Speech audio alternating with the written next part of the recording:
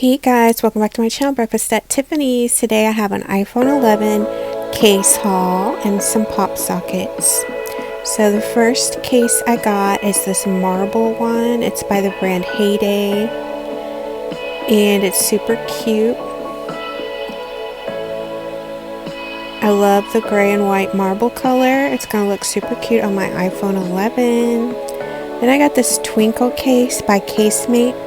I have a twinkle case for my iPhone 8 Plus too, and I think they're really protective and I think it's really pretty. So I'm glad I could get one for my iPhone 11. They're starting to come out with cuter cases for the iPhone 11. I'm super excited. I got both of these at Target. Then I got this pop socket. It's got like blue and white. Then I got this one that was on clearance for $4.48. It says Be Mine, and it's kind of like a metal material, and I've never had a metal one before, so I'm super excited to try it. So I hope you liked my iPhone 11 case and pop socket haul. Subscribe if you're new, and thanks so much for watching.